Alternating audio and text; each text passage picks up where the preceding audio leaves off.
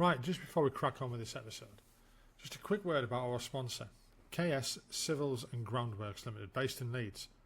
They have over 296 years of combined experience in civil engineering and groundworks. Led by Director Carl Smith, their team is known for honesty, reliability and commitment to the highest safety and quality standards. They're proudly ISO accredited and fully CHAS Elite accredited. No matter the size of your project, KS Civils and Groundworks delivers professional, trustworthy service you can rely on.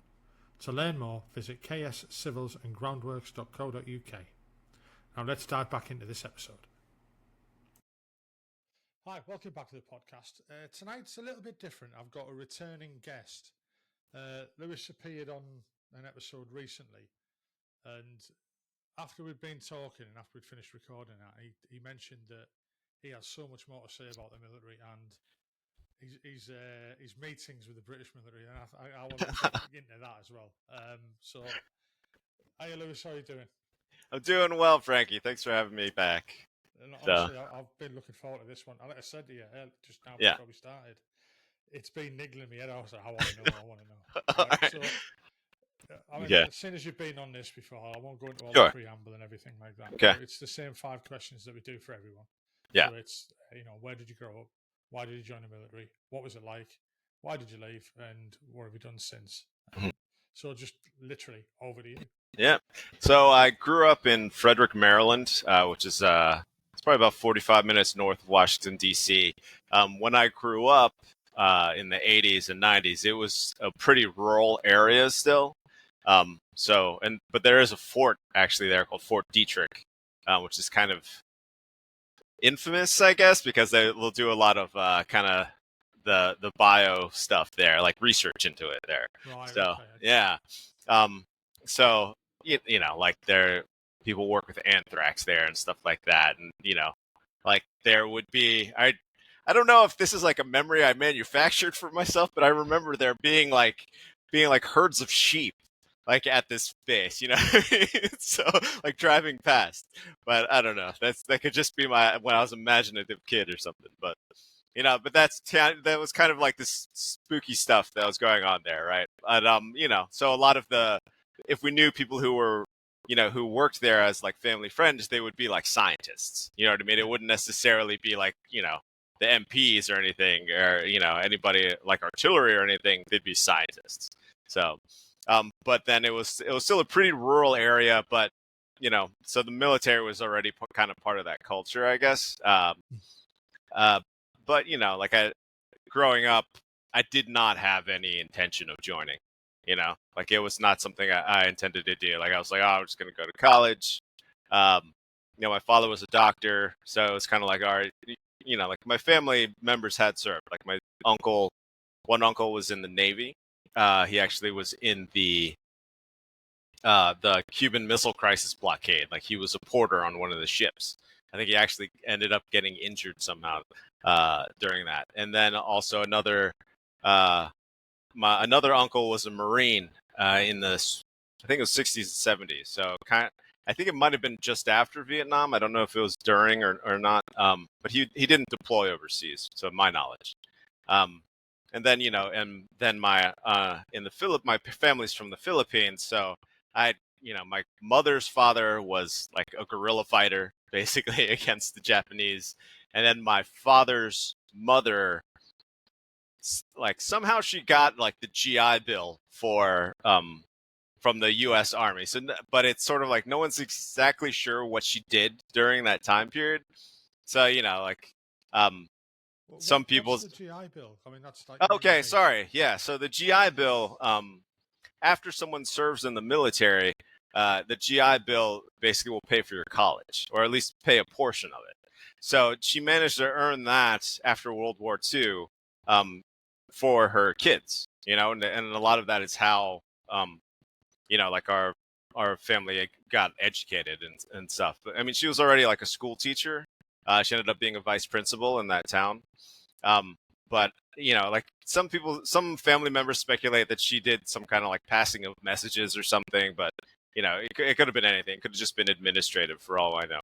You know what I mean? But I'd rather go with the more romanticized version Yeah, of I events. mean, there's a lot of well recorded stuff about like the Filipino locals like helping out the U.S. in World War II and kind of like tradecraft type spy stuff. So it's entirely possible, but they're the silent generation, right? So they Yeah, didn't tell anybody what happened. But yeah, it's because we were talking about too many spy stuff. Yeah, that's Change the probably, yeah. topic. So there you go. All right, but yeah, so again, so after I graduated, it was a rural town. Like visiting a friend was like a half-hour hike. You know what I mean? So I could basically just wanted to get out of there. So after I graduated high school, I went to NYU Film School up in New York. It's pretty well known. You've heard of directors who've gone there. And then, after I graduated up there, I stayed in the area. So when it comes down to why did I join, like I graduated in 99, as the late 1900s, as the kids say these days, Yeah. right? So, and then I moved across the river to Jersey City, which is so I could still commute into the city for when I needed to work and stuff. But then when September 11th happened, I was, literally across the river from the World Trade Center, and I watched the Twin Towers fall from my apartment window. Jesus. Yeah, it was kind of, at the time, yeah, I was pretty, I was working as a writer and doing film work. But yeah, at that point, none of that really seemed quite as important as, just defending your own country. So, by the next week, I'd already moved out of my apartment in Jersey City, like packed up all my stuff into storage, and I enlisted. And I joined the 82nd Airborne. So, and then within like just a matter of months, about 6 months later, I was in Afghanistan. Jesus. I mean, we mention it a lot on the podcast, even our side of the pond, when, the day that happened, initially it was like, God, is this real? We were watching it on TV and thinking, is this a movie? Is this, wherever? But we kind of knew then, even, things are going to change. Yeah, absolutely.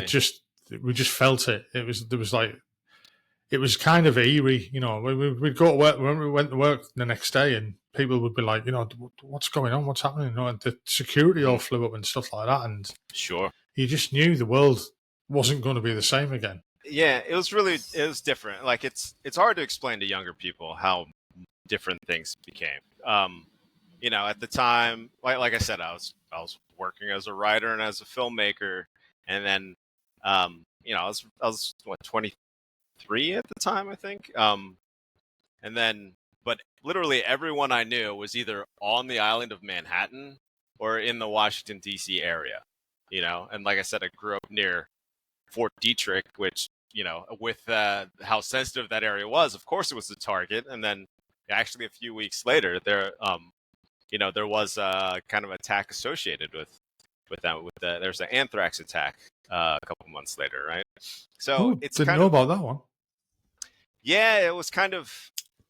It was very spooky. Like the details about it are still very sketchy. But there was an anthrax attack, and the anthrax was traced back to the Fort Detrick in my town. But then they never quite. So it was but they actually ended up convicting an American who was working at the fort, and it's still very sketchy as to like how and why that he was able to get the anthrax out. So of course, some people are like, well, maybe he's kind of the scapegoat. There are a lot of. It's a whole rabbit hole you could dig into if you want to, but I don't think we have the time for it now. The amount of guys I've spoke to over the years who think that the 9/11 was fake. You're just like, what? Exactly. So that's the thing. That's kind of like it's hard to explain to people now, like especially younger people. They can get as they're adults now who were born after it happened. Yeah, you know what I mean. So they can't at that time there was zero cynicism about it, and what a lot of people forget is that, Osama bin Laden had already bombed the World Trade Center a few years before, but they had exploded a truck, I think, in the parking deck underneath it, trying to collapse it that way. So, um, I, all the conspiracy theory stuff aside, what I knew was that my, friends had all been put in danger. My city had been put in danger.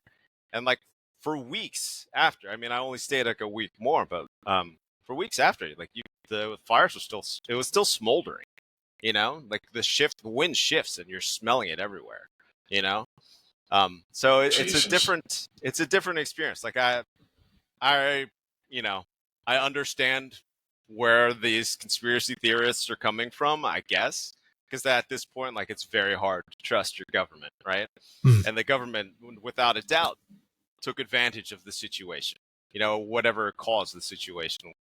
But, at the same time, it's like at the end of the day, there it comes down to, okay, we need to protect ourselves, So for me, it wasn't at the time. It wasn't even more than just, protect, standing up for my country. It was standing up for the people I know, for my friends and my family. So that was good. That was a very different. It was a different time. That cynicism just didn't exist at that moment in time. I mean, I would imagine the recruiting officers were welcoming everybody with open arms and just rushing them through. Well, that was a surprising thing, actually. There was a lot of sentiment about it, I guess, but not a lot of people actually enlisted after September 11th, or not people who wouldn't have enlisted anyway. It's kind of. I'm surprised. I mean, the way we got it over this side, it was like that was it. The flags were out. Everyone's marching down the street. They're all banging on the door to get in, and there was just an influx of people signing up all the time and that. There are definitely a lot of inquiries, I guess, that recruiters were getting, but in terms of the people who were actually signing, I'm sure there was a bump in enlistments, but it wasn't like a big wave or anything. I mean, let's face it, you've got a massive military. You can. Yeah. It's not like us. Yeah, I mean, and it's gotten even bigger since then, I guess. Yeah, we've got even smaller. Yeah. So at the time, it was kind of rare still. So it was still, of my friends at the time, I was the only one who enlisted. Everyone else was still very supportive, and kind of, I guess their kind of focus was more domestic, you know what I mean? On how did that cause any resentment with you? Did you think, well, why aren't you coming? I'm doing this, but you're not. No, I mean, I still understand where all those people are coming from. They had other things going on. They're focused more on building career or something. You know what I mean? Or they had families, they had loved ones or something. So, I mean, when you think about it that way, it makes it just a bit more commendable for you for you stepping up and joining up and going to Afghan, whether you had any choice of that or not. But yeah, I mean, it's a different. Like I said, I did come from a family which had military roots. You know what I mean? So it was much more of a duty from my point of view, and then also. As a first generation American,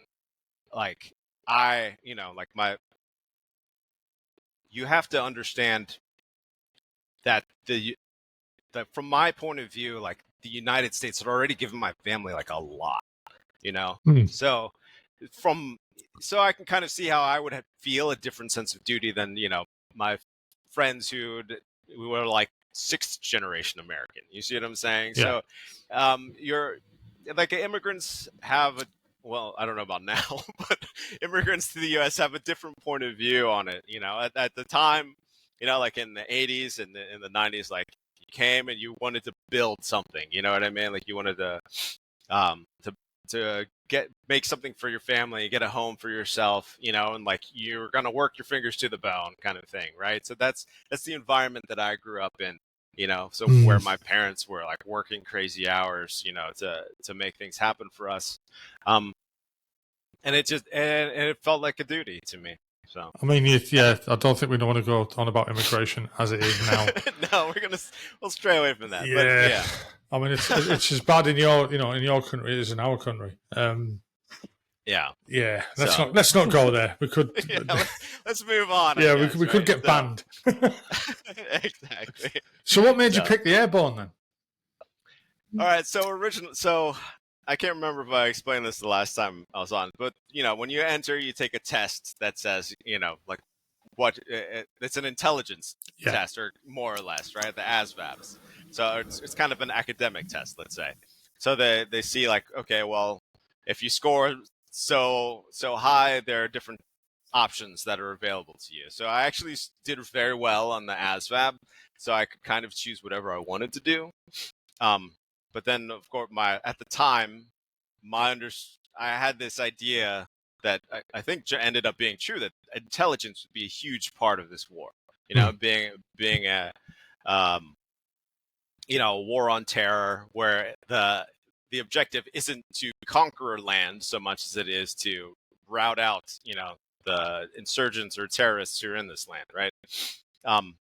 So that's originally what that's what I intended to do. And it was easy to tell my mom, and be like, oh, Mom, I'll be fine. I'll just be like in some office behind a computer, like looking at photos or something, it'll be fine. But then, of course, when I actually go to actually sign the paper, so I go through this whole process with the recruiters, they're like, okay, yeah, we'll get you this slot here, do this. But then when you actually go and sign up, there's a different recruiter who gives you a totally different story. And he's like, well, you can get that, but you're going to have to wait about like 8 or 9 months, and I'm just like, well, dang, I'm unemployed right now, living in my mom's house. So, but then, and also I did want to deploy. Like I wanted to actually serve. So the first thing that they had available was a combat engineer in the 82nd Airborne. So that's, I guess, very different. Yeah, very different. Oh yeah, very different sort of occupation. I mean, it's good to know that the recruiters over there are exactly the same as the ones over here. Oh yeah, absolutely. So, but yeah, so that's what I ended up enlisting for. Went to Fort Leonard Wood, Missouri, straight in the middle of the country for my training. But basically, for a combat engineer, I mean, again, like they call them sappers in the UK, and sappers like a specific tab that you get. It's a specific school you have to pass, which I never did. So that's why I won't usually refer to myself as a sapper, because it's like a member of the infantry calling themselves a ranger, even if they never went to ranger school. Yeah, you know what I mean? Yeah. So, but I got the training there, and it was actually pretty quick. And that's when I realized, oh, well, you don't actually need to be really smart to be in this job, because your life expectancy on the battlefield is actually really low. So they're just kind of like cranking people through for this job. So it was a bit like Full Metal Jacket, you just get them in. But it was actually like I think the training ended up being even shorter than infantry. So that'll tell you a lot. Jesus. So, that's how kind of replaceable or expendable, I guess, the combat engineers. I mean, it's like the basic training in the British. The initial basic training is take you down to nothing, bring you back up, and mould you into what they want you. And everyone's trained as an infantier to a standard. Yeah. That's our secondary role for everybody. Infantry to the primary role, obviously. But everyone who's in the British Army has to be able to do an infantry's job, type of thing. So we have that in training as well, and also later on, you carry on that type of stuff throughout your career. So how was that for you? I mean, when you turned up for training, it sounds as though you didn't actually know what to expect. Yeah, I didn't know too much what to expect. Like I had friends who'd served, and I tried to, but like the closest friend of mine who'd served was actually an air marshal at the time. So he was suddenly really busy, and I couldn't reach him, right? So what had started out for him as like a cushy job where you got to eat airline food turned into something like really high tempo, I think. But yeah, so for us, they actually ended. It was a kind of they do this sometimes where they'll put your kind of specialized training and they'll kind of tack it on to your basic training. Mhm. So everyone you go through basic training with will also get that same specialized training. But the basic training, it is pretty minimal, I believe, for everyone. So that's why, like the secretaries, they technically went through the basic training, but if you actually go out in the field with them, you'll have a very different experience than if you actually go with somebody who is combat arms, Yeah. Whereas I think even in like the Marines in the U.S., like the basic training takes you a little further along in that kind of the sort of battlefield skills, I think. But yeah, so it was a very different experience for me. Also because I was never especially athletic, when I was younger. Like, so I did play some lacrosse, but I was terrible at it, and so that was entirely new for me. So again, like the biggest issue for me was actually the runs. Like I don't know how much you run on in your military, but A lot. yeah. So I didn't. I must admit, I didn't. But yeah, they do a lot. okay. But yeah, so I made it through basic training, but then in airborne school in the U.S., you only run places. Yeah. So that's sort of part of the that kind of thing, So like every morning starts with either a run or like an exercise, and like for me the runs were like a real struggle. Like if it wasn't from like my buddies next to me or buddies is a strong word. Like people who I went through basic training with, who I knew, who I kind of hated, but like I had to make sure that if that bastard was getting through airborne school, I was going to get through airborne school. So I had to keep up there, So that hate drove me, I guess. But so, what was the criteria there like? I mean, I don't know whether I can compare it to like our paras. They do P company and then they do the P companies. That's hard. What's the P company? Yeah, it's hard. It's really, really hard. Not everyone. You've got to be super fit, like super fit. Have the mentality of never to give up because the shit they go through on that course is unreal. Yeah. So from my understanding, the paratrooper training in the UK is more difficult, or I don't know if it started that way. So, I mean, again, too, like I was also 23 already, so I was also a little older. So, it really is what makes it very hard is the running all the time. They basically just tire you out, and like fatigue makes cowards of us all, right? So, like if you get to but if you drop out of the runs, if you stop running, then you're out of the school. So that's kind of the how tough it really got. I mean, there's definitely like a whole technical aspect to the jumping, but at the end of the day, that's not that difficult, Really? You're not going to get me doing it. You just need to have the stones to jump out of the plane, I guess. No, they have to have a big bloke stood behind me pushing. That's what they need. Yeah.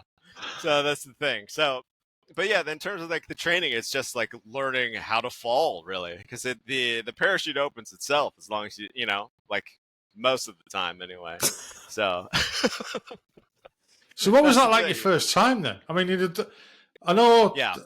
I'm trying to remember now because it's been a while. We the guys in the Parazia used to do a static line jump from a balloon that used to go up. Okay. And then now they do it. I don't think they do that now. They do it from a smaller aircraft or type of thing, But the first time you leapt from any distance, what was that like? So that week we'd had like kind of rough weather, right? And you're supposed to get 5 jumps in for you to graduate, right? So I just remember like the first jump kept getting delayed, and we only had like a week to do all the jumps, and it was basically, it would be like kind of rainy or it would be like too cloudy. So I can't remember what day it was, but basically at one point, like somebody just made the call to be like, all right, the clouds are maybe a smidge low, but we got to do it anyway. So we were supposed to jump at a height of 1,000 feet. But what I heard later was that it was actually 800 feet, which if you think about it, you've probably been in buildings taller than this. Yeah. So there's a lot of trust in your equipment on that one. I was going to say that's not a lot But of time for your parachute to open, is it? no, yeah, well, you're supposed to count. So I'll walk you through it. So first, we go in these C-130s. You're packed in like sardines. Everybody has, we didn't even have like rucksacks with us. So it was just our chutes, and then the reserve pack like sits on your front. But then they're always like, it was very different. Like there's a lot of different people like approached it very differently. Like some people when they're scared they like talk a lot. They have to get all of themselves all hyped up and stuff, and other people like they just kind of like sit there and like wait for it like it's business. You know what I mean? I think personally I tried to be very zen about it. You know what I mean? Like this is this. Like be here now kind of thing. So and then you jump off. Of course, like your balls go up in your throat as you're coming out for the first time. But then when the chute opens, you start floating down. You're supposed to count to 5. And if it doesn't open by the count of 5, that's when you pull your reserve. But luckily, none of that happened to me. The weather actually ended up being pretty nice. It was like spring in Georgia, so still pretty humid. So the chute fell like much slower than if it was colder. And then when I landed, it just like the adrenaline is just pumping, and I landed in this big field with there like these, and like my senses were really heightened from all the adrenaline, and all the flowers look like brilliant, and you see all these bees going around. You're like, heck yeah, that's awesome. Couldn't wait to get back up and do it again, eh? Well, I mean, I think we did it again that day because we were limited on time. So yeah, it was kind of, but it's different. Like you do end up, like there are very few soldiers alive today who've done a combat jump. Like I think it's kind of, with the way war is now, it's less practical to have these huge numbers of people jumping. But like a lot of people have pointed out, it does tell you about the character of a person. So a lot of times, I mean, my friends who are still in, they still do. They call people who aren't airborne legs, and they kind of like to mock them a bit, Yeah, I mean, our lot like, call them hats. Okay, Yeah, there you go. Because we wear hats and they wear the maroon beret. And Of to course. be honest, I mean, like you Yeah. just alluded to there about it being a very different type of person. Yeah. The paras are very, very different in mentality to everybody else in the British Army. Yeah. They are, how can I put this politely? They are fucking animals. Yeah, I believe that. Yeah. But that's their job. You know what I mean? Yeah, exactly. They're going in that's first. the thing. Yeah, it's your job. You're going in first to do it. Yeah, and not like there's a famous general or colonel, I think, who's just like, it's your job as airborne to be surrounded. You jump in the middle of the enemy lines, and then boom, you're surrounded. So that's how it's supposed to be. So yes, it's a different mentality. They definitely try to, like, not everybody who goes through airborne school serves in an airborne unit. That's a whole other thing too. Like a lot of, I think a lot of times it is sort of like there is a kind of a proving ground kind of mentality of it as well. Just like not everybody who goes to Ranger school serves in the Rangers, right? But just about any officer who's going to be combat arms had better have gone through Ranger school, or no one will, they don't get the regard. They don't get the same kind of regard and respect. Yeah. So, that said, I would never have made it through Ranger school. So I'm sort of, it wasn't anything I like sought for. But again, like because of when I enlisted, I barely had time to go to any schools actually. So that's part of why I never went to sapper school. Because I ended up deploying each deployment to Afghanistan was called Operation Enduring Freedom, right? And then they numbered them and they did the same thing with Iraq, Operation Iraqi Freedom, right? So, but I deployed twice to Afghanistan. But because of the time that we first deployed at the tail end of Operation Enduring Freedom 1, which was the main divisions that deployed for that the main Army divisions were the 101st Airborne, and the 10th Mountain Division. And those guys deploy constantly anyway. But what ended up happening is they're already like on their way. They had already begun to send people home, and they'd actually sent their engineers home already. Their combat engineers had already been sent home, but another mission came down the pipeline. So I actually got to go on one mission with the 101st Airborne. And that was part of Operation Enduring Freedom 1. So technically I did serve in combat operations for Operation Enduring Freedom 1, 2, and then 3 later on. So, I mean, you mentioned 101st Airborne there. That's like the famous one. You know, it's like exactly. Over here, that's like if you say Brothers, that's I didn't want to belittle it. I mean, Christ, I love Band of Brothers. It's great. Well, that's like the towards it. I think they're the top. I don't know if that's true or not. I mean, it's of course everybody like competes, So of course the 82nd is going to say that they're better, but but there are different cultures in each of these in each division, and the 82nd there's very much an attitude of that you do have to look right. Like when you go on parade, your airborne boots are like spit shine. You know what I mean? When we're out on missions, we had to shave. Which in the 101st, they clearly didn't shave when they were out in the field. So there was a lot that So, I'm not going to say that they're necessarily better because they're even though they're called airborne, they don't a different actually, unit. Even though they're called airborne, they're not actually airborne anymore. They don't jump in. They do air assaults, which is at the most difficult version of air assault is a fast rope. When you're on the helicopter and swim down, but normally it's just the helicopter lands, you run off, the helicopter flies away. So and everybody was doing that if you went into any combat area, right? So what was it like turning up to Afghan for the first time then? I mean, what was it? Did you get pre-deployment training to go there? Yes, absolutely. We did do some train up, for sure. It was, but again, it was pretty quick from when we got our warning order to when we went. So I feel like it was only a couple months of training before we went, which, it's probably a good amount, but it's still, in retrospect, it feels a little fast. Yeah. Because again, there are definitely a lot of different skills that were very specialized to it. Because we were combat engineers, and because at the time Afghanistan was the most heavily mined country in the entire world, and plus there are all these new IEDs that people were unfortunately running into. There's a lot of different specialized training that we got from there.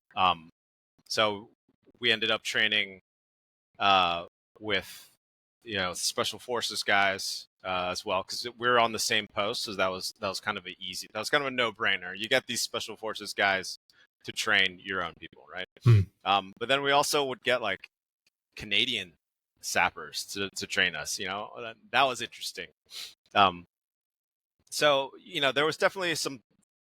They definitely prepared us for that. So that was good. And then learning how to deal with the different types of mines.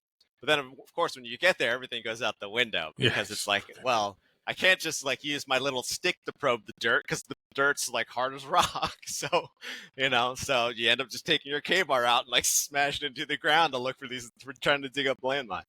So, but yeah, so at the time it was, it was still very early in deployment. The U.S. forces had only been there about 6-7 months. So, and then I ended up deploying out to, I spent most of my time that first deployment in this area called Orgun, where there was a small fire base there. And of course, when we showed up, it was barely more than 3 holes in the ground with a house in the middle. So as combat engineers, a lot of what we were doing was setting up wire, filling up HESCO boxes, the kind of, just to kind of fortify the area and kind of secure it a little more. It's the old saying, isn't it? The engineers first in, last out. Yeah, and it is true. It's very true. Yeah. So yeah, we're of course, we were out there in Orkney. It was a small post. There are a bunch of infantry guys, but then the we were all technically there to support a special forces team who was there. So we did. We also ran missions out of there as well. Again, part of that mentality being, okay, well, there might be like mines out there.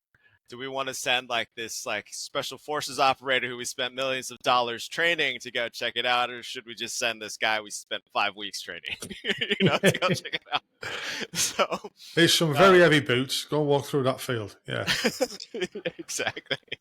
So, but like I do, like, yeah, it was a very different experience. We had no running water, so we were like washing all of our laundry in buckets. Like we had like one sat phone or something that we could use, and of course each week every person just had 10 minutes. yeah. Whereas like now, well, of course not now, but before the withdrawal, like there was already a PX at this post. There's running water. Like I'm sure people had internet access and stuff. So like I remember this was already like 2000.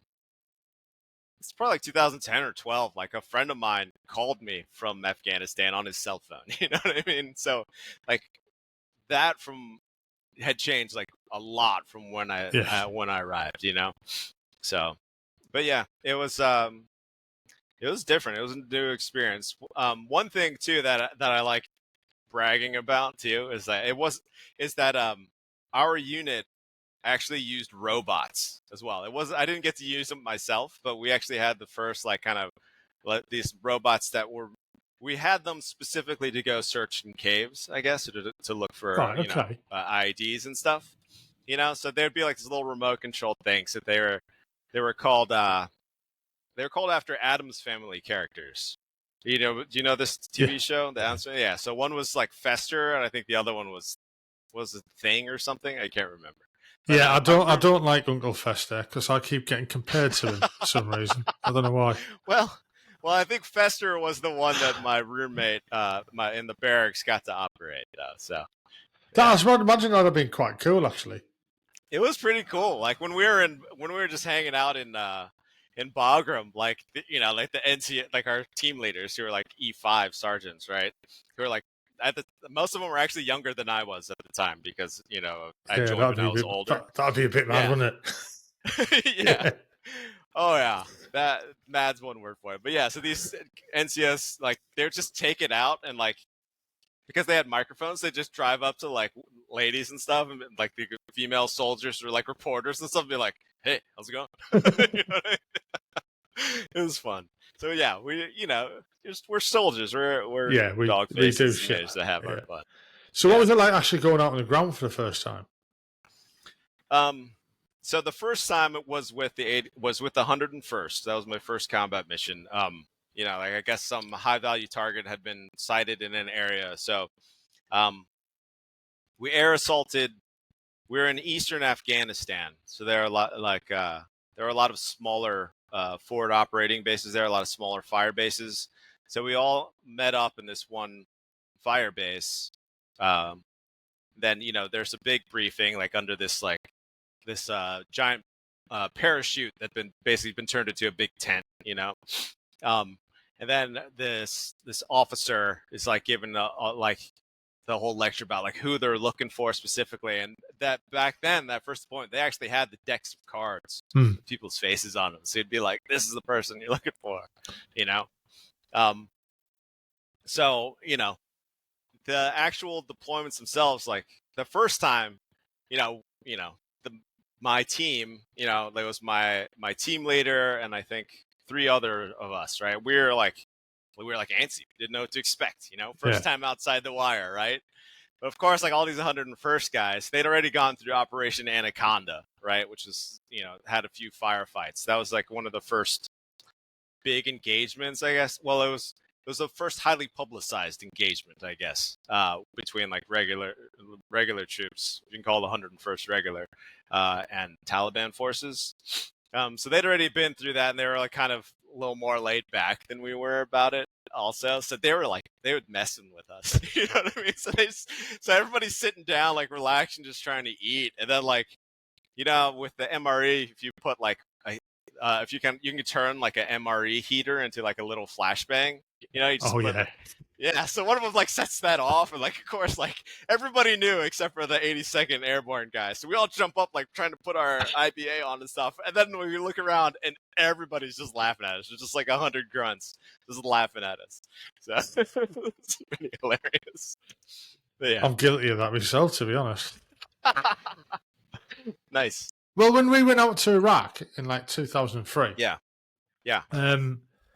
we didn't have any rations because we mentioned rushed that out there. before, and we ended up that's getting loads of nuts. MREs. And then we did find that if you've got a little water bottle, yeah. and put it in, and Yeah. boom, that was quite. I must admit, we were quite taken with the American MREs. They were quite nice. And the little bottles of Tabasco in it that we didn't get. Oh yeah, but we were always jealous about the chocolate and the British ones. Yeah, I'll give you that. Yeah, because it wouldn't melt. Yeah, like it would be really weird. Like well, actually, you'd every now and again you'd get a bar, and you'd open it, and it'd be white. Well, not white, but very very light brown. And you think, what's happened to that? Because this stuff never melts. But obviously, at some point, it had. I think it must have gone through the gates of hell. Before it got to you. It's really hard to explain to people like how miraculous this chocolate is because later on, like when they started having PXs at like Bagram and Kandahar, you'd try and buy like gummy bears, but like the bag of gummy bears would all have melted into one giant like glob. So the fact that this like chocolate never melted is just like, you knew they had to throw some kind of chemicals in it, but you didn't care. No, I don't know. God knows what the problem. I've ate a lot of it, so it's probably contributed to where I am now. Probably my medical issues at the moment is down to ration chocolate. There you go. Yeah. So coming back from your first deployment, how did you get trekked back in the US?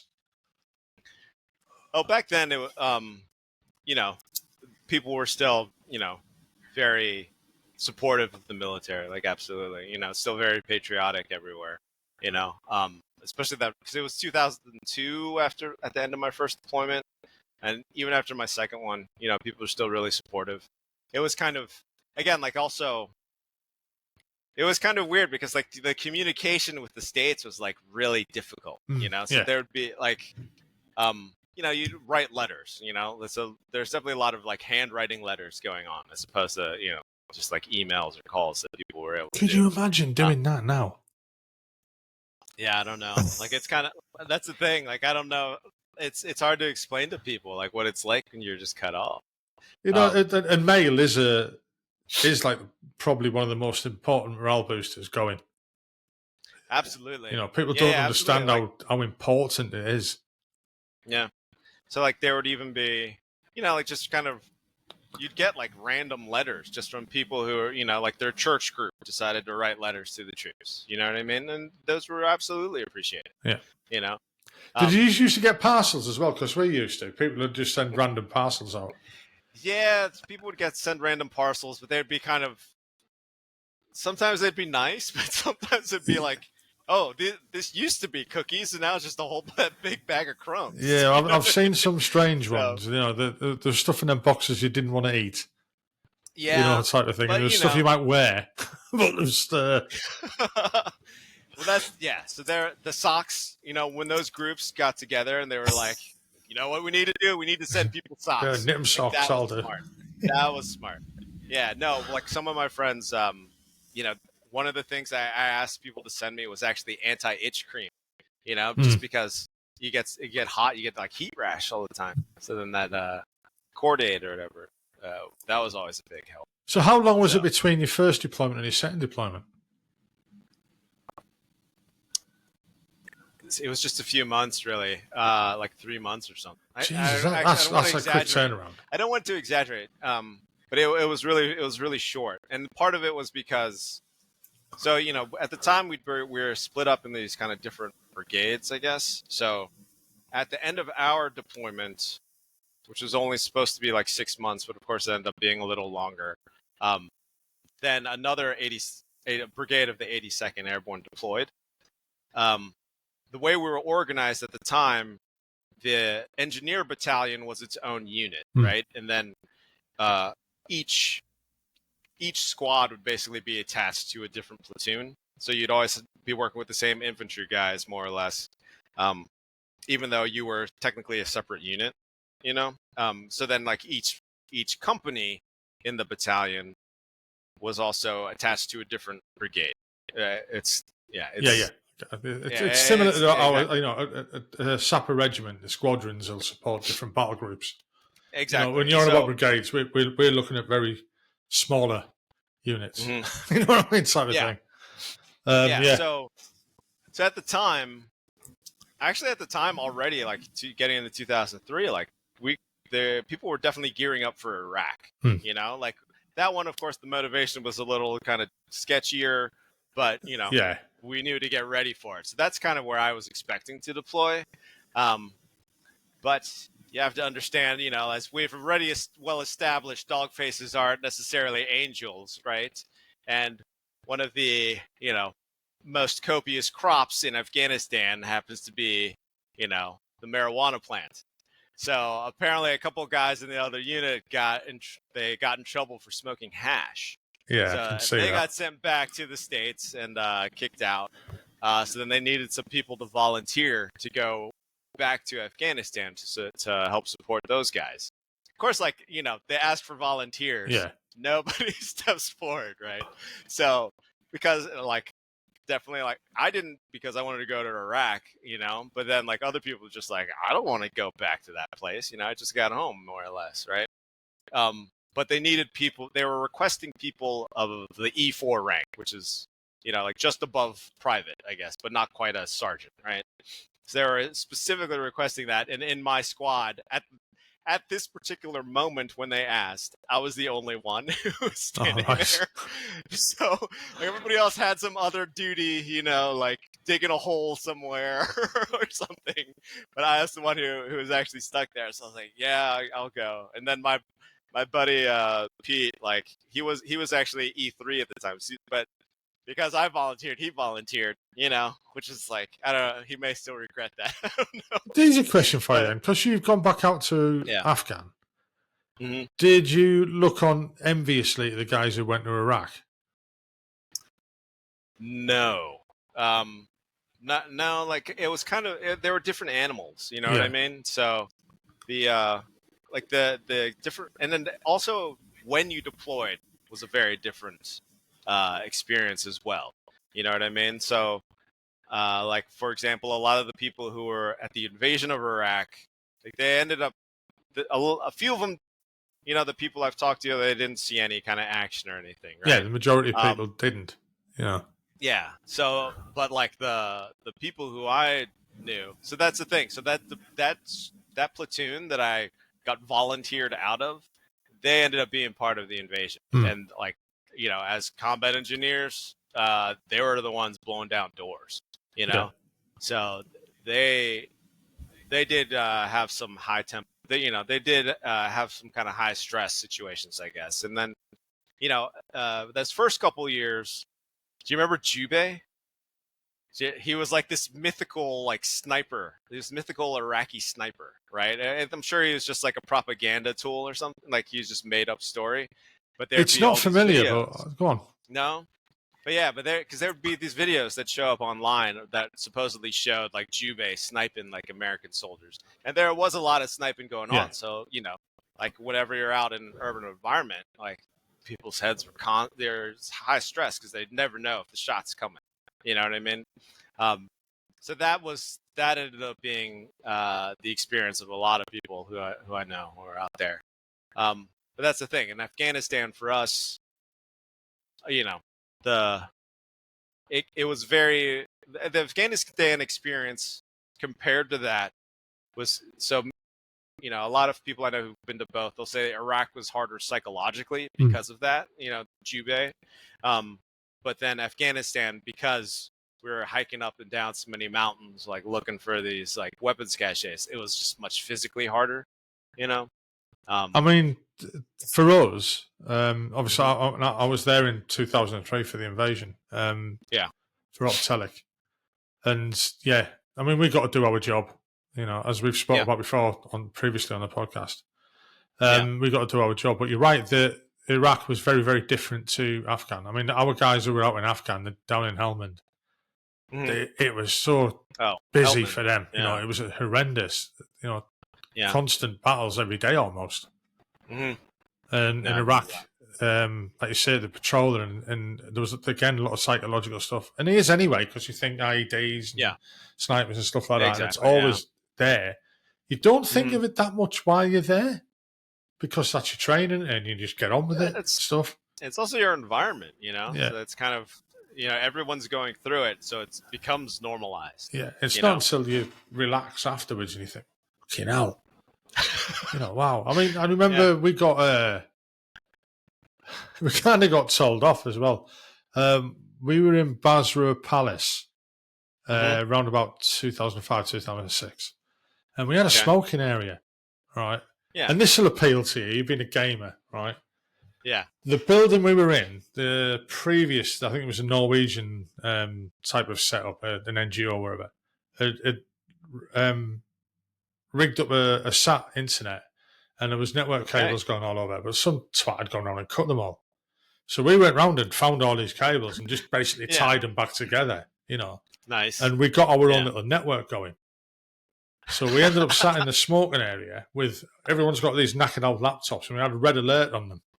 And we're all playing red alert. So we're sat there with body armour on, helmets, cigarette in your mouth, playing red alert. And then all of a sudden the alarm went off and we have rockets coming over. And we were like, I'm fucking not moving. I'm just about to win this game. Just keep playing. No, hang on. If I'm going out, I'm winning first. You know what I mean? Yeah. That's hilarious. I just remembered that was quite fucking surreal, actually. Yeah. That's what you call a hardcore gamer. Jesus. But it's weird. Like, I don't know how frequent it was, how frequent like the rocket attacks were for you in Iraq. But like in Afghanistan, in Organy, back out where we were, like they actually had, like the Taliban actually had a schedule. And it would be like I think it was every Wednesday. Every Wednesday evening, they would shoot rockets at us. I'm pretty sure it was Wednesday. So every Wednesday evening they'd shoot rockets at us, and it would just be like, like it would be like you'd hear like the rockets whistling in, and then whatever alarm would be like, oh damn, it's Wednesday already. Yeah, that's kind of bizarre, isn't it? Yeah, but you stopped being like, their aim was really horrible, because again, they didn't actually aim. They would just set up the rebar on these little. They set all the rockets up in all this different rebar array, and it would just kind of slob it over and kind of hope for the best. Kind of lucky though. So I mean, was the second tour very different to the first, as in did the tempo increase and more missions and stuff? It was a little bit different, partly because I was put in a team leader position, right? So even though I wasn't a sergeant yet, it was more or less like a corporal's job is what I was given, and then so I had like I had to take care of two guys now, you know what I mean? As opposed to being the one being taken care of, I guess.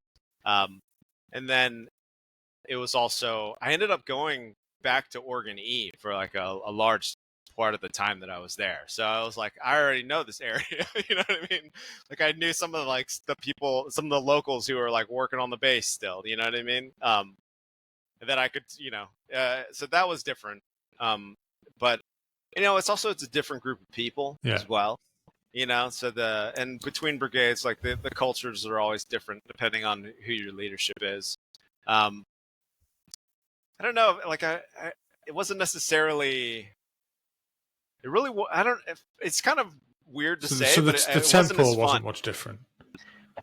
And actually, I think the tempo kind of slowed. It kind of slowed down, because that's Operation Enduring Freedom 3. Like in the middle of that is when they literally said, like the orders changed, like the objective changed from being to destroy Taliban and Al-Qaeda forces to prevent Al-Qaeda and Taliban forces from operating. So instead of going out and hunting down like high value targets, they ended up being much more like patrol kind of stuff, or supporting civil affairs with their kind of things. Which, for us still meant going out and blowing up weapons caches. So that part didn't change. But then, there are other parts of it I don't know. For some reason, it was also things were starting to get built up more.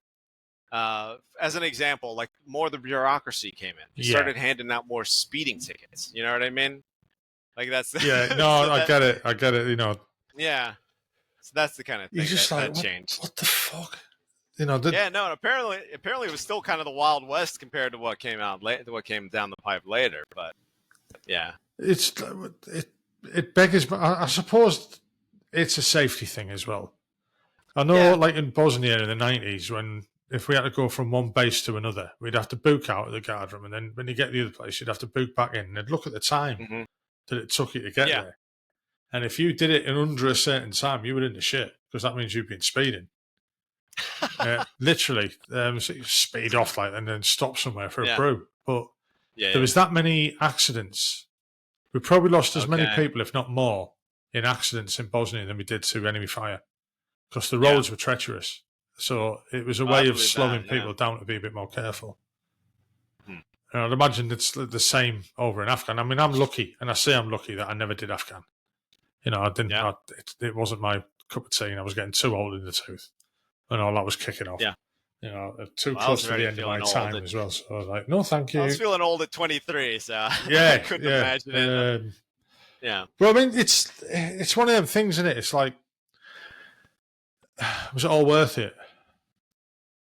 Right? So that's the thing. That's always a big question, especially now with all the conspiracy theories coming out, right? So, I mean, again, for in terms of like what we did, our work in Afghanistan, the stuff that I saw, I feel like we did as much good as we did bad, as we did harm. You know Yeah, what I mean? Um, but then that said, it was pretty heartbreaking when like the U.S. just withdrew so like yeah, you ignominiously. bastards. Yeah, no, it was bullshit. Yeah, Like I it was mean, really fucked up. I've spoken to loads of people, and I interviewed Yeah. General Richards, who was like Okay. in charge then. You know, Yeah. he was in charge of Afghan just before Yeah. that happened. And he was of the opinion that we could have probably still been there now, still, hmm you know, and controlling the country, helping it, and it would be a very Yeah. different place. And then all of a That's the sudden, thing. the American administration, Yeah. rightly or wrongly, hmm Yeah. just like fucking turned the light off and ran off, which is what it felt Yeah. like to us. It felt like a letdown. Oh, absolutely. And the way that they left was just like that was weird. It was like it was shocking. You know, they just like up and left Yeah. and left billions of dollars of stuff behind. Yeah. Just have them helicopters, have them tanks. You know, do what you want with them. I don't, Yeah. you know, we don't need them Yeah, back. we don't need those MRAPs. Yeah. Yeah, it was bizarre. So, which makes, you know, it definitely, at the time in the States, it felt like a political move for sure. You know what I mean? Like, oh, I said we would leave, so we're leaving. And then they're just like, but like this, you know? How did And at the time, how did the civilian population of America take? I say a civilian. How did America yeah. react to that? Were they quite happy? Did they see it as almost like a Vietnam type of thing, or it really, I think it depends on where you fall on the political spectrum. You know, like you're living in different realities generally, depending on what kind of media you listen to or pay attention to. So, but again, like the people I served with, they were, for one reason or another, like they were all, none of them were happy about it. You know, like a lot of the people were just like, we betrayed those terps, the interpreters. Yeah. You know, like we left all those fuckers behind. You know, and like for me myself, like I got to see like firsthand how much we'd improved the lives of Afghans. Like, yes, it sucks to have like to have my ugly mug like busting down your door to like search for like arms or whatever, right? But like one of my jobs there every week was to sweep the schoolyard for landmines and IEDs so little girls could go learn to read, you know? And now we have like, there's been like a couple generations like of girls women who've gotten educated who now suddenly they're property again. Yeah. You know?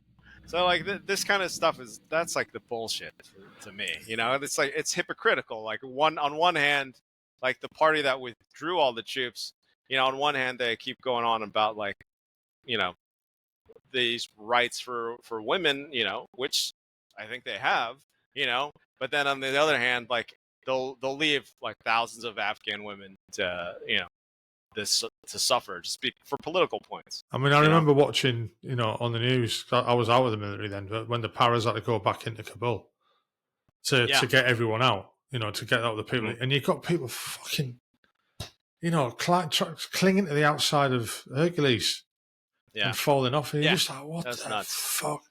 How how bad? And we have, we have let people down. We've got people out, and we've hopefully given them a better life than they would have faced. But there's so many people left behind there that just weren't going to survive. Yeah, no, that's the thing, and they've just kind of been forgotten, a lot of it, So, well, at least in the mainstream consciousness, Yeah, people just forgot. But that's the same as the next news story comes along and takes over, and it's all tickety boo. You forget about everything else, and it doesn't exist. I can't remember the last time Ukraine was mentioned on the news over here. Even though the amount of stuff that we're doing, well, we're not doing there, but we're supplying there, that type of thing. And it's every day still, but it doesn't hit the news anymore. You're just like, that's true. What's going on in the world? But I mean, that's before we start getting very political and both get hung by our governments. I mean, it's like, my camera will go off again or something will happen. Yeah. So, I mean, what was like out of all your time in Afghan, what was the hairiest moment that you come across that happened to you? The hairiest moment? I mean, that's the thing. It's kind of hard to tell anymore. You know what I mean? Just because no, I know what you mean. Kind of, like, there are certain things that, like, maybe the first time it happened, I was, like, scared shitless, Like I remember one, like, this is already in my second deployment, like there's the first big rocket attack that this new squad I was in, like, got into, and like one of the guys there, one of the biggest shit talkers, the guy who's like one of the most macho, like, guys with his mouth, you know what I mean? He, like, literally, like, we were hiding in this bunker, like 8 of us, all engineers with all our armor on and everything. And the rockets were falling, like, they're falling pretty close. They're just like maybe like 50 meters away or something. This one dude, like, shit his pants, like, straight up. And, like, of course he denied it, but, like, everybody could smell it. You know what I mean? So you're like, dude, Corey, what the hell, man? He's like, no, it wasn't me. You farted. It must have been you that farted. They're like, no, man, it's definitely coming from you. And they're like, you guys are full of shit. And then he, like, still, when the rockets are still falling, he walks out and goes to another bunker. Okay, see, that's the difference between us and you. If one of us is shit or something, we'd be wearing it as a badge of honor. We just made fun of him for it. It was funny. But So, I mean, you mentioned in the first podcast that we did, you mentioned coming across British troops. Oh, yeah. How did you find them? How different? Are they that different? I don't know. I think we are. I think we're very different. I mean, okay, so it was actually the people I interacted the most with in the British military were actually Royal Marines. And they are very different. And that was in Bagram Air Base. So they had you guys had your own compound and everything, right? So me and another soldier, we were just like, I can't remember what it was we were looking for, but we needed some. We'd just gotten to Bagram. We're getting a tent set up, so we were just like, fuck, we need some stuff. We don't have enough. We didn't have all of our stuff with us, so we were just looking for other gear and stuff. And then, like, we just went by the Royal Marine compound and we just started, like, shooting the shit with the guards out front, and then, like, what we found out, because again, this is back 2002, we found out that, like, the thing that these guys really needed were knives. Because I'm sure it's still the case in the UK now, but, like, they could not get good knives to save their life, which they might actually need a knife for, right? So we started having, like, this weird little economy, where, like, we would trade knives for, like, stuff that, like, the British guys had. That was really only, like, a couple of weeks, but then, like, they put us in touch with their fixer, right? And this guy, whenever we were in Bagram, like, he'd be there. was amazing when I met him. You know, it was an Afghan local guy, of course, right? But like we met him, he's like, "Call me Ishmael," which we were like, I was like, is he quoting Moby Dick or is his name really Ishmael? You know what I mean? So, but yeah, and he would hook us up. He mostly just hooked us up with like VCDs, you know, the little kind of bootleg DVD kind of Yeah. things, you know. But then you know there'd be like I know that he was hooking up other people with other kind of like I don't know. There'd be like kind of trinkets mostly. You know what I mean? Things that like people to bring back home. It's You know, the like DVD things like everywhere. I mean, even like yeah, so Bosnia in like 1997 when I was there, we used to have some locals come in once a week into the camp, set up a couple of tables. I'll say a couple of tables, and they'd just dish out all these like bootleg CDs and DVDs, and we had loads of money, but we had nothing to spend it on. And you'd just go in there and go, I'll have that, I'll have that, I'll have that, and come back with like nice. loads and loads of bootleg gear. But we were told, well, you're not really allowed to bring it back into the country, but because you're spending money in the local economy, we encourage you. So everyone come back with like loads of DVDs and stuff like that, you know. And they were all, that's funny. You know, just download. Yeah, I don't know. Just download them now. Don't download them. I don't do that. It's illegal. Yeah. Yeah. No. I mean, like, well, that's the thing. Back then, nobody could really. No. You know, that was like kind of before Napster, I think, right? Yeah. Or like Napster was at least new. Like I remember being shown Napster for the first time in the barracks. You know, so Napster was pretty new then. Yeah, it didn't last long, did it? I mean, going back to you're swapping stuff with people for knives and that. Yeah. That's happened every time we've come across the US forces. That happens. Yeah. In the first Gulf War, we wanted the American cots, the camp heads, because the British ones were shite. And the lads in the camp next to us, all they wanted was our jumpers because they were warm. And we were literally swapping a jumper for a cot. For a cable. Okay, for a cot. Yeah, and when we left country, because the Americans had lost that many cots, they wanted them back. They were getting took off us, basically. We were going through a type of customs as we were going out, you know, checking everyone for weapons that they're not supposed to have and stuff. They're like, right, what's this? Well, it's a bed, right? It's not yours, not your shoe. It's going back to the Americans. Like, fucking what? What? That was lovely. It was terrible. But we had one guy rock up once, and he was after some trailers, right? Okay. So like vehicle trailers because they didn't have enough in there. You know? And we were like, where we were at, we'd gone over like quite late. So we were battle casualty replacements. We were just kept in a holding, really, in a big camp called Blackadder. And as and when people were needed, you'd be taken in, right, you're off over there, you're off over there. So there was this big vehicle park with, God, hundreds of trailers on it. So our boss was like, this guy come up and says, right, I can get you this, that, and that. We need some trailers. And he was like, yeah, fine. Just go over there, take what you want. Yeah. So he did. He just hooked up all these trailers, one after the other, on the back of his Humvee and drove off. No one batted an eyelid. Weren't ours. Yeah. You know, we weren't ours to give away. We didn't have any vehicles with us. We just, just take what you want from over there, mate. Take those. Oh, that's nuts. But that happened all the time. You know, swapping rations with the guys and stuff. Like you said, it's you eat your own rations all the time, especially for a prolonged period of time. One, you can't go to the toilet, but that's a different story. Yeah. But the taste just gets monotonous, even if you have a variation of absolutely. You know, and what was weird in Afghanistan, I don't know if they ever did, like, if you were there when they brought this to Iraq, but like in Afghanistan, like Kellogg, Brown, and Root, like if you were in like one of the major air bases, you ate really good. Like there are people who got fat when they did because they were always there. So you could get like at almost every meal, there'd be like steak and like lobster and stuff. It was ridiculous. Fucking lobster. Yeah. Like what the hell are you doing? So we're lucky if we get fish fingers. Yeah, no, it was nuts. But like. So that's like if there were certain people who were much more into the kind of wheeling and dealing stuff, I guess. But like, you would always want to know.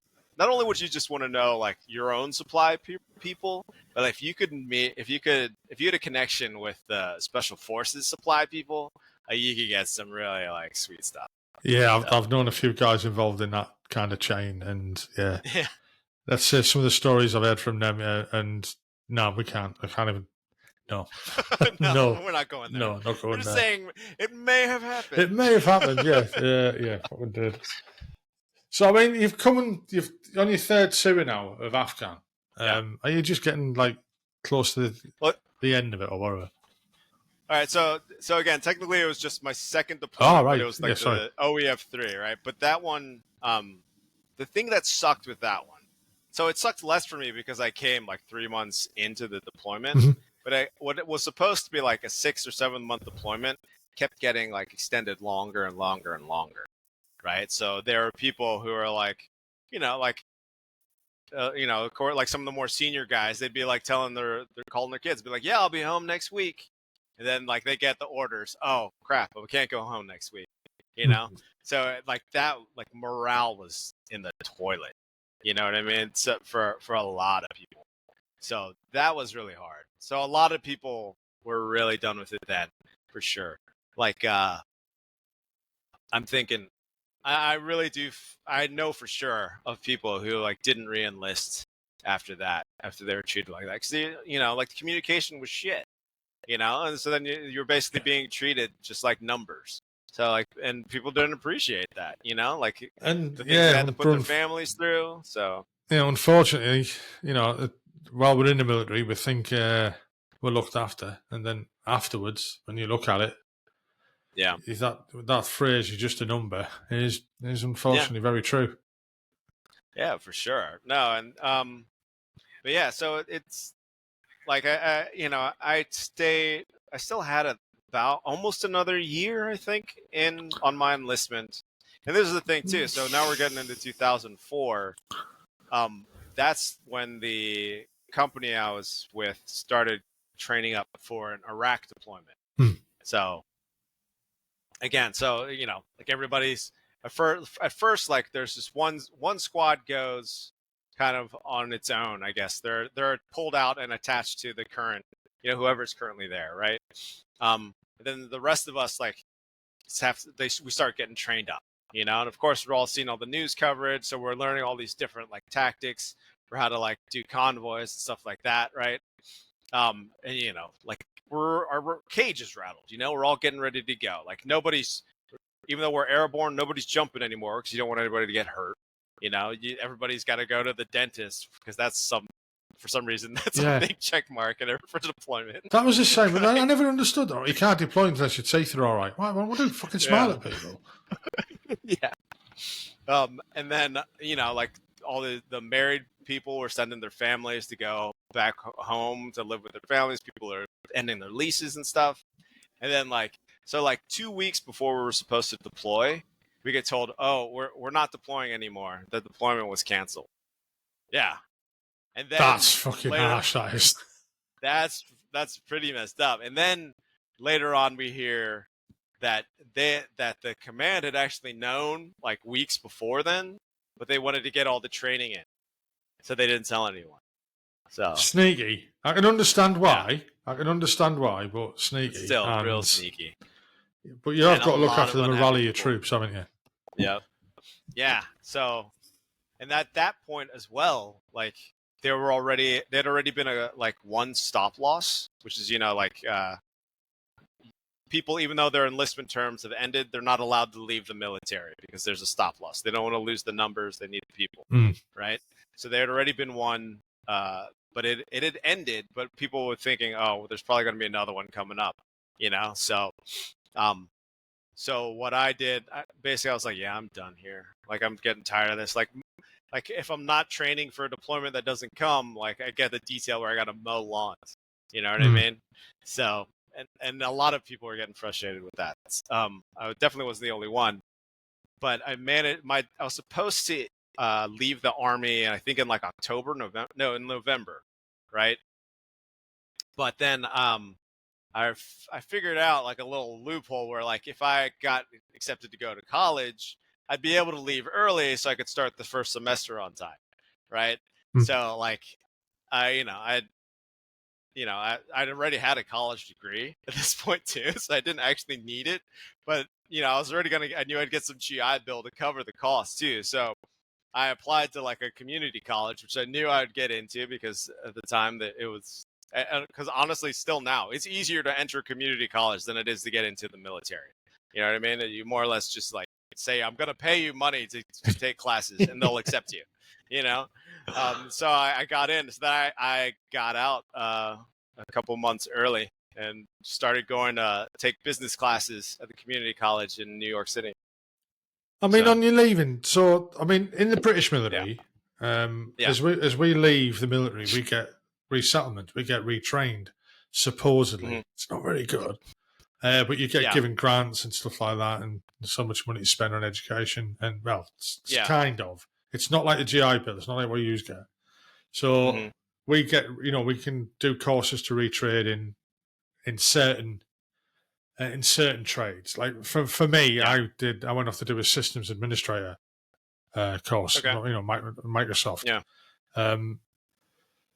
Pointless because there was no exam at the end of it, but we didn't know that. Yeah. So that's the kind of thing that we end up doing. You end up doing something that's fucking pointless. The advice I give people now who are leaving the military is to go off and do a tiling course, a bricklaying course, something that's going to help you fix your house later on. Because okay, so that's all from the military. The British military will pay you for those things. Yeah, it's you get resettlement courses towards the end of your time. Okay. Don't get me wrong. Some people don't get a chance to do them. Okay. It's a bit of a minefield, especially with veterans, because the system's a bit shit. And it's the same. I don't know if it's the same for you, but as soon as somebody's due to leave the military, they kind of get shunned. They kind of get forgot about. They kind of get looked down upon. Even if it's your mates, they're like, "Oh, well, fucking, he's off. Doesn't matter." Move on to somebody else. And then when you've walked out that gate, that's fucking it. It's gone. You're like 27 years just gone. They just don't give you any kind of support or nothing. Well, it's getting better, but the answer to that one is no. In reality, is no. Whereas at least that's brutal. I suppose with yourselves, you've got the GI Bill, which kind of helps you. Yeah. So the VA, the Veterans Administration, again, it's changed a lot since when I got out. But so buddies of mine, they get free medical from it, dentists. One of the best benefits has actually been the VA loan, so you can buy a house. So it started after World War II. I guess they kind of wanted to boost the economy or something. But like normally, I don't know. Again, I don't know how it is in the UK, but in the States, when you buy a house, for most people, you put down 20% or so. Yeah. And then, you get the bank loan and you pay like your mortgage, right? But in the US, if you're a veteran, you can get the VA loan, which means you technically don't have to put any money down, So your mortgage will probably end up being a little bit higher or something, but it saves you the hassle work of and the worry about it. Yeah, of having to put that. And it's because the loan is technically backed by the VA or something, So if you default on your loan, the government will cover the bank's costs or whatever, Oh, that's cool, man. So you just get a house and just don't pay it then. Well, if you don't pay it, you're still going to lose the house, I guess. Yeah, right? you have to get in first. Yeah. So, I mean, the way the majority of guys see it over here, and I know we touched on this on the previous podcast, is that I wouldn't say it's a golden ticket when you leave the US military, but that's the way it's, the way we see it is like, veterans get treated better, they get clapped walking through airports and stuff like this, whereas we never have done. I think in all my time, I've had one person say to me, "Thank you for your service." And I felt fucking embarrassed when they said that, because that's just our mentality. I was like, off, weirdo. But in the US, we imagine, and I say we imagine, that it's all roses. It's golden for everyone who leaves the military. They're going to get this, they're going to get that. Yeah. Everyone loves them and that. But it's not really like that. A lot of it is also if you leave the military properly, you could get a golden ticket. You know what I mean? I mean, obviously, people do get injured, and and then so you end up getting disability, right? then there are some people who may exist, you know what I mean, who kind of overplay their injuries, you know what I mean, or overplay how much they've been hurt, you know, so then they end up getting more benefits, you know, than maybe they deserve. But then at the same time, if you don't understand how the system works, you could leave without getting any proper benefits. I mean, to them guys who overplay it, I say to them, fucking fair play, mate. You know, again, like I'm not going to blame anyone for doing that. Well, the way I see it is no matter what, you are all volunteers, same as what we were.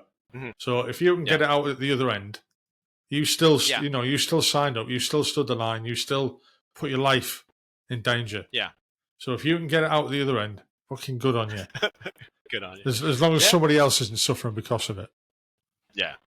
So, but no, again, a lot of it though. I actually had a discussion about this with a Singaporean businessman, I'll call him. You know, but he was saying, yeah, you know, like there's a lot of lip service for veterans, but a lot of people don't actually do stuff for them. You know, and he is absolutely. I mean, he's a veteran from his own country as well. You know what I mean? So he had it from that point of view as well. And yeah, it is kind of true. Like a lot of people.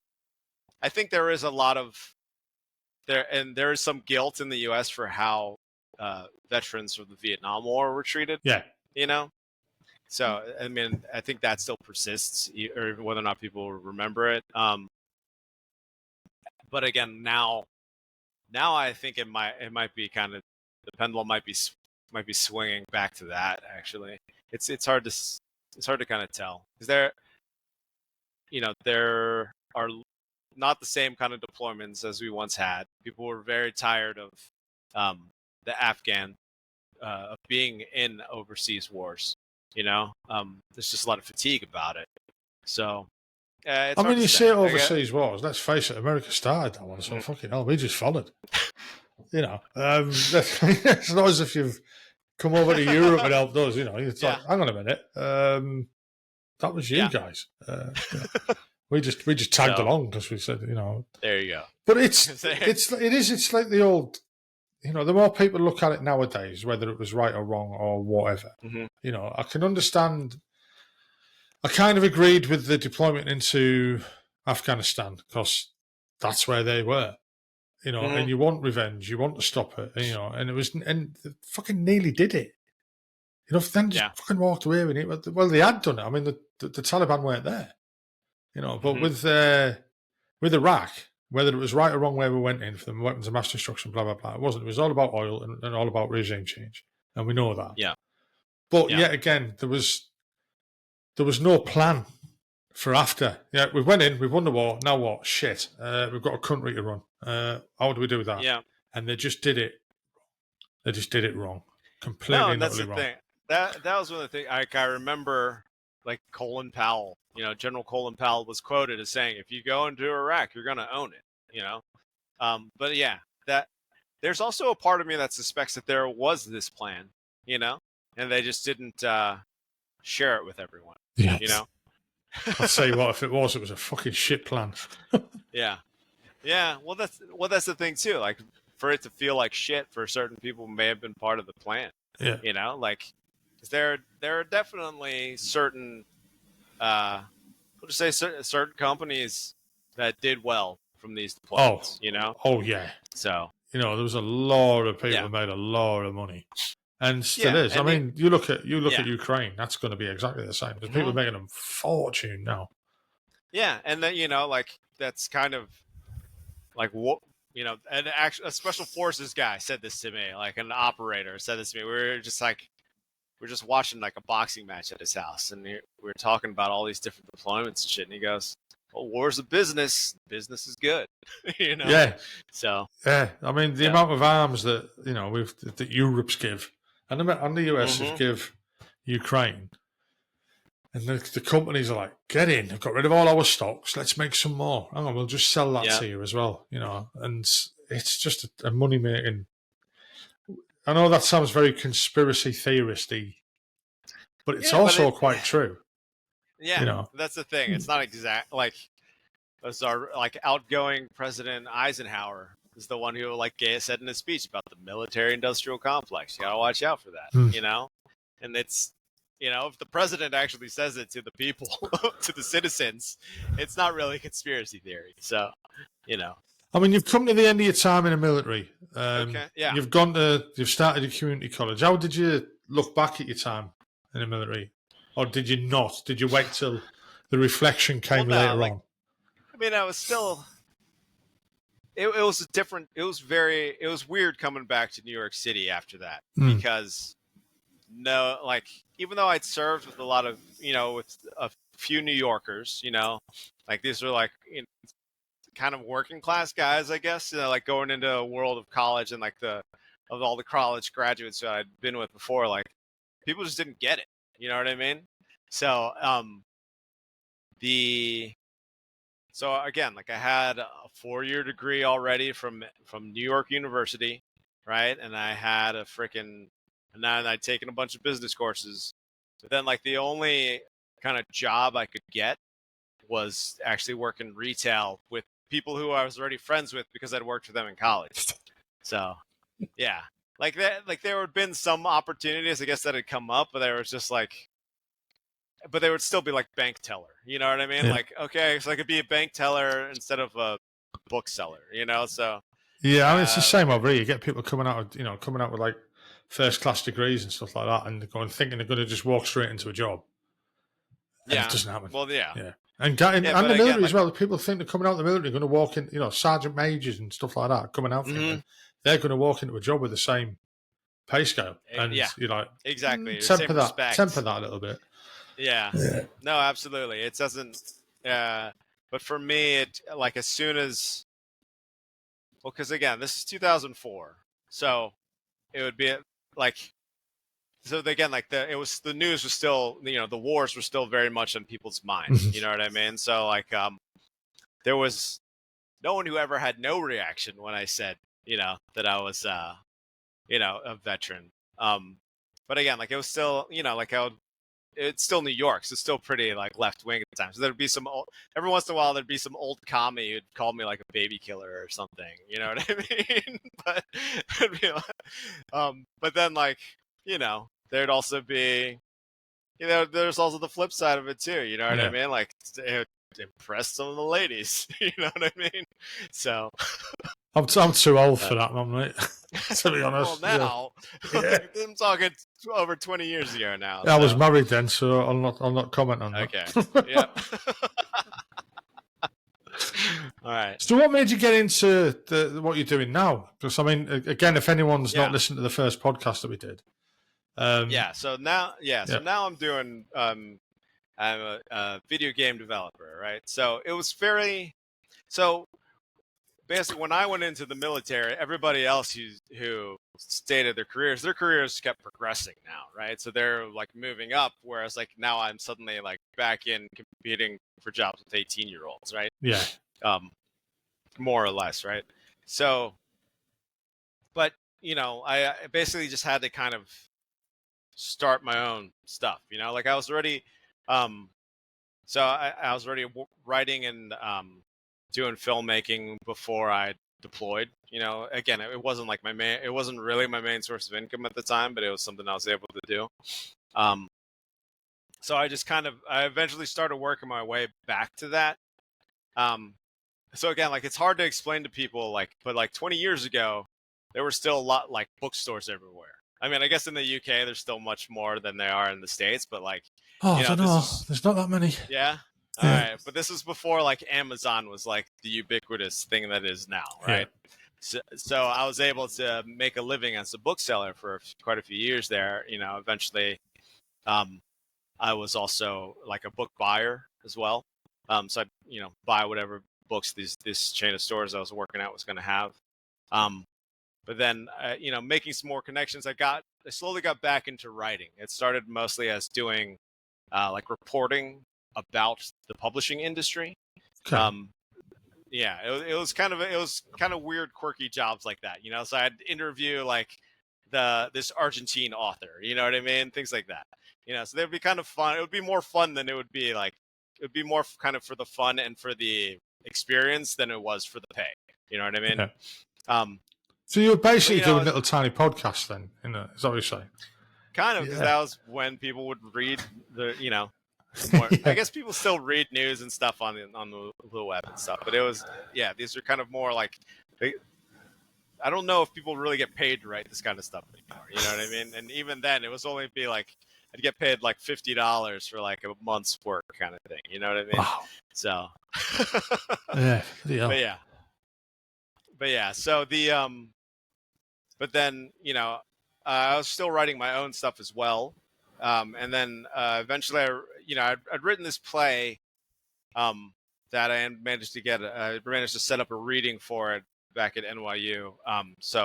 The play was about like a few soldiers who were stuck they were kind of stranded on a mountaintop in Afghanistan, right? And like I invited a few people who are like people I knew to come see it, and just kind of it never really got further than this reading, you know what I mean? This reading, like I never got it to workshop it with like a theater or anything like that.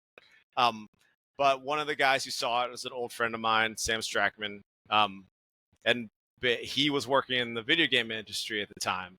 And then a few months after the reading, he was like, "Hey, you want to come write for me on this video game? It's called Ghost Recon Wildlands. It's based on a Tom Clancy idea, I guess. So it's so that's basically how I got pulled in, and it was really, it was just contract work at first, but he liked my writing because there are a couple of things. So he knew I was a veteran already, so I could bring that level of authenticity. Some of the film work that I'd been doing, kind of on the after getting out of the military, was also I was doing some documentary work. And some of those documentaries were in South America. It was mostly in the Amazon, but we did go into Colombia as well. So like I ended up spending like a week in the jungle with this guy who used to grow cocoa leaves. You know what I mean? So like and this game was about like a special operations team that basically goes to Bolivia and to like topple like narco state, like a fictional narco state, right? So it's like, yeah, I know the territory, man. So I could even write some of the Spanish lines, so I ended up writing a lot of that game. I'm not going to claim, like, I didn't come up with all the characters or the plot line and stuff like that. It was mostly like a lot of the dialogue. I did come up with some of the kind of side stories and things like that. Created a couple characters, but basically I did well enough with that when the next game came on, they hired me as the lead writer for that. So, and that was a whole different experience too. So, but basically I've just kind of stayed with it, since then. I still do write other things as well. Then, like earlier this year, I worked on like a kids TV show or something. But now, I've taken these like 10 years of working in video games, and like with Matt, who was in the last podcast, we founded our own independent game studio, Old Glory Studios. Oh, Glory Studios, yeah. I mean, if anyone's listening to this, if anyone, you better all be listening, so you've got this far. Look it up. I know if you want to quickly talk about your game that's coming out. Yeah, sure. I can't wait for it. The two kids that I work with, right, they're both like 22, 23. Yeah. And they're like, and they're checking back regularly to see if there's any updates and stuff. If they want to play test it, like, so we're actually at the point where basically that we have more or less one level of the game ready, right? So right now we're play testing it a lot. We actually have we have like a handful of guys from the UK actually. So if they want to play test, sure, like it'll be 2 p.m. our time when we do, because we actually have a bunch of play testers in Europe. Yeah. So let those guys. I'll get the details off you after, and I'll let them know. Because but yeah, so it's not my bag, but yeah. Yeah. No, I get it, but it's like a 5 versus 5. But my co-founder is also a military veteran, and we're kind of taking this the kind of textbook tactics almost that you would actually use in war and small units, and putting them in a video game battlefield. So one team will defend, the other team will attack, and things are set up, like it's set up much differently than most games are. Whereas, like, let's say Call of Duty or something. Well, one, when you play Call of Duty, you can dress up as Beavis or Butthead, you know what I mean, or like a Ninja Turtle, which isn't very authentic feeling. But then it's also, you every shot you fire, you're trying to hit something. You know what I mean? Whereas like in actual combat, in actual war, that's not necessarily the case. Very often it's just like harassing fire, or you're trying to keep somebody's head down, or you're trying to keep someone from running away that direction, you know? So some of the systems we set up actually support that. And then so the end result ends up being tactics that are actually, and strategy that's actually much more realistic. Again, it's still like a fictional setting. It's not like we're setting it in, Helmand or something, but it's, but but I mean, later on, you could set it in places like that. Well, that's we're not going that direction just yet because we still want it to be fun.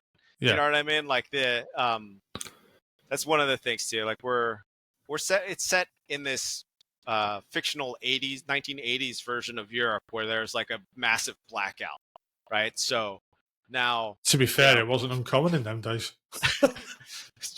True, but it was big enough that like the soldiers didn't know what was going on, so they just start fighting, all along the Iron Curtain. So then the way that we've written it, basically as we know now, the Soviet Union wasn't as robust with their supplies and everything as advertised. Yeah. So in our kind of simulation, the NATO has pushed east. But then now everything's kind of fallen apart. So now the Soviet Union's pretty much gone, but now all the soldiers are kind of cut off from their home countries. So that's kind of how we justify this. Okay, now it's only small. It's only 5 of you. It's not going to be like a huge army fighting another huge army. Mate, you need to write a book of this as well. Yeah, well, there is a to kind of give context to the game. We're putting together a tabletop role playing game. Something that's kind of it's so right now there's a very kind of you call it an ash can. So it's not the complete book, but it's enough that you can play. So I'm actually hoping to release that in August. We'll put that on this website Drive Through RPG. So you can just download it for free. So you can kind of get that storyline. I might give that a go. Yeah, absolutely. I mean, because it's not set up as like a linear story, but it'll tell you about different settings and different kind of situations that have been happening in this world. And then, so, the idea is that players can create their own situation. So. I think my son might like something like that. He does the old Warhammer stuff and Dungeons and that's just... Yeah, Dungeons and Dragons and stuff. Yeah. I'm like, what? Well, yeah, no, we're using like a very rules light version too, because like there are definitely military games out there, tabletop military games, but they tend to there's either two things that there's like either one or both of two things that require either a lot of little plastic pieces, a lot of figurines, or like a lot of dice rolling. Yeah, So we're using this rule set that's called these Swedes came up with. It's called Morkborg. So it's much less dice rolling. It's much more about like the storytelling that you make up with each other as you play. So no, I'll look into that. I don't know if my imagination would help with it, but yeah, I'll look into that. Right. Yeah. I think, well, Christ, we've been on 1 hour and 40. I didn't expect it to take this long. Or take this long? That sounded a bit bad to last this long, I mean. I'm going to let you go because obviously time's a bit later over it, isn't it? Is over there. Oh, yeah, of course. Not that late, I mean. But I'd like to say thank you again for coming on. No, thanks so much. It's always fun talking with you, Frank. Hey, don't worry. So. I'll probably give you a shout again in about another 6 months and go, hang on a minute, I forgot to ask you this. I mean, you just mentioned there about going to South America, and I'm like, what? Yeah, I realized. Just like flipped over that. Hang on a minute. The story. Kind of skipped that part. Yeah, but yeah, I spent some time in the jungle down there. I mean, all right then. We won't go for a little bit. We're going to hit on it now. Then go on. So, your military training help you with that? Kind of. I mean, again, I was was producing these documentaries that were being shot down there. So a friend of mine was shooting them down there. Another friend was like the kind of the executive producer, I guess. So, but he's the filmmaker who's better well known. But it was really just a small crew of us, and you know, it is actually, there were kind of skills those kind of unexpected skills that you get, So, like, for example, when we got down there, every film shoot you have, something goes disastrously wrong, right? And I guess in the past, in other film shoots, I wasn't necessarily the person who solved those problems, but this was my job now, right? Yeah. So we go to the city of Manaus, it's a city of 2 million people in the middle of the Amazon jungle, right? And we'd had set up these shoots at different factories, at a factory. So you could show, in the middle of the jungle, there's still this whole industrial area. And you got people like with factories and stuff, right? But of course, as soon as we arrive, these people cancel on us. So I suddenly had to find like we were only going to be there in the city for like a few days, and I had to find a factory in a couple of days. So that was like those skills that, find you those VCDs in Afghanistan. Yeah. Those are the same things that kind of crop up again. You know what I mean? So I ended up like there were some women who we'd met like on a previous trip down, and like I just call them up and be like, yeah, you know anybody who owns a factory? You know what I mean? Just because, like, I don't know why you might know somebody, but she was like, yeah, my boyfriend's father owns a plastic factory. You know what I mean? So it was cool. Like, I'm actually still friends with her boyfriend and her. Like, they have a family now and everything. But it's just kind of like these kind of skills. And then, we actually did spend a week with an indigenous tribe, like in the jungle. And that was a whole other ordeal because you have to bring all your food and all your water with you. Like having potable water is it's a big issue for these communities. So, that was its own logistical issue.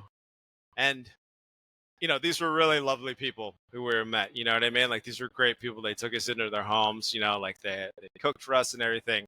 But it's a whole other different thing too. Yeah, it's also like out in the jungle, like if you just step off the wrong way, like you're gone, And if these people didn't like you, you're gone. Yeah, just go over there. Yeah. Or they'll be like, here, come with me. And then suddenly they go back and then they'll just leave you, or, maybe in pieces, maybe not. But then, so, but no, like it was definitely a different experience. And definitely, like having to deal with the different cultures in, like in Afghanistan. So it's a different culture, you end up in where we were in our situation, we ended up interacting with locals a lot in Afghanistan, so just having that understanding of, okay, you like put this filter on before I interact with people, because I know they're going to be different, you know what I mean, than what I'm used to back home, or especially what I'm used to in the military. Right. So yeah, it was different. It was fun. Definitely a lot of mosquito bites though. Learned a lot, but yeah. We also, one of the places we went to was this area. It was the city called Altamira, because outside of it they were making the Bella Moche Dam, which is like it's at the time it was going to be the third largest hydroelectric dam in the world. There was a lot of controversy about it, because for the dam to actually generate any electricity, you had to shut off. They basically had to dry up a few smaller rivers, few estuaries. So there's all kinds of the protests. Like somebody died like a couple days, from a couple days before we arrived, and it was like one of the protesters basically been killed by a truck or something. So that was a whole other kind of situation to deal with, because also, that town itself had exploded in population by like 400% because of this dam construction. So the infrastructure, the civil service, the police, they weren't really ready for that kind of stuff. So we were there over a weekend, and like when we woke up Saturday morning, there were still people out drunk in the streets. You know what I mean? So like crime had really increased and stuff. So I was going to say, it sounds like it'll be quite a lawless place. Yeah, so that was a whole other thing to kind of deal with too. So, and that, yeah, they were. So yeah, it was kind of weird too, because then like my job became like, in addition to being producer, also became, you know, Security. make sure we don't get whacked. Yeah, exactly. So yeah. Oh, wow. I mean, yeah. I mean, you could probably go down a whole new rabbit hole, a new podcast with just the stories from there, really, to be honest. Yeah, just the filmmaking stories are a whole other thing. Well, So, I wish you yeah. all the best in the future, Lewis, honestly. Thank and you very much. Appreciate I it. really, really appreciate you coming back on and sharing more of your story. No, it's great. And I've loved listening to it. All right, awesome, man. All All right, I love talking with you. right, I'll stop the recording now. Yep. There. I hope you enjoyed that podcast. I enjoyed recording it. If you could just hit the like button, and also if you could subscribe and hit the notification bell, that'd be great, because it'll help the channel grow. The more people will see it, the bigger it'll get, and the more guests I can get on, and the more people I can talk to. Well, I hope you enjoyed it, like I said. Look forward to the next one. Hopefully we'll be out next week as normal. Bye-bye now.